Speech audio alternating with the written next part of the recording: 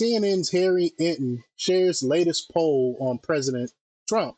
He says he ain't no lame duck. He's a soaring eagle. It's amazing, amazing to see.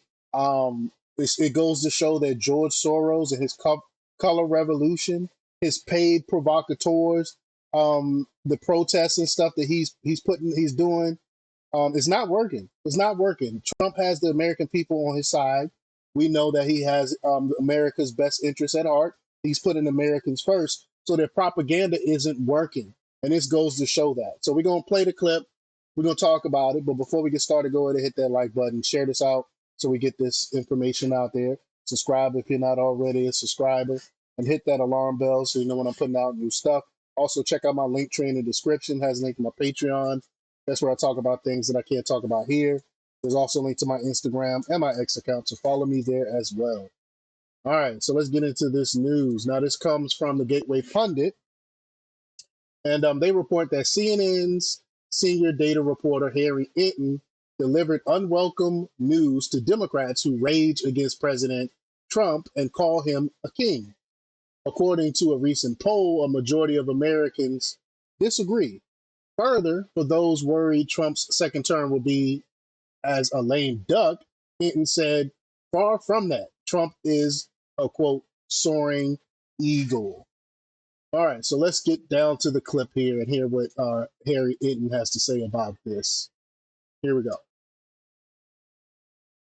I think there was this concern among some folks that Donald Trump would come in for a second term and kind of be a lame duck. He ain't no lame duck. If anything, he's a soaring eagle. What am I talking about here? Let's talk about Trump executive orders in 2025. He's already signed 111 so far. That is the most at this point in a presidency in at least 100 years. In fact, it's the most in any single year, and we're only in April, since Harry S. Truman in the early 1950s. The bottom line is whether you like this is why they're using the judiciary branch to go against him. He's effective. He's a president that's actually doing something. He's actually standing up against the people.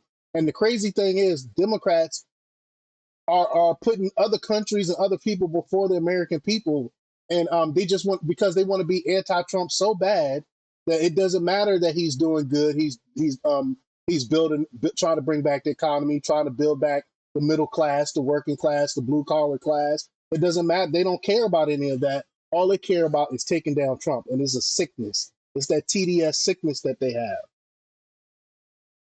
Trump or you don't like him, you can't say that he's coming and not try to deliver on what he at least believes was his promises on the campaign trail, and he's doing so in historic fashion. How are people reacting to and feel about Trump's approach? Yeah, okay, so Trump's approach here, what are we talking about? Trump's approach to presidential power. I think the American people recognize what he's doing here is completely different. We're talking, get this, 86% of the American public believes that Trump's approach to presidential power is completely different from past presidents, compared to only 14% who believe it is in line with precedent. And we're talking about at least 79% of Democrats, independents, and Republicans. So again, you can agree or you can disagree with Donald Trump, but what you can't disagree with is that he's doing things very differently. I have used the Frank Sinatra quote before. He is doing it, quote unquote, my way, and that is what Donald Trump has done throughout both of his presidencies. Yeah, because he is a business builder, a real estate mogul. So he's taking that approach to government from a deal making perspective. That's why he want all to renegotiate all these tariffs and stuff like that that's going on, because it's time for someone to put the American people first, and that's exactly what he's doing. Presidential terms, and he's certainly doing that, Kate Baldwin, in term number 2.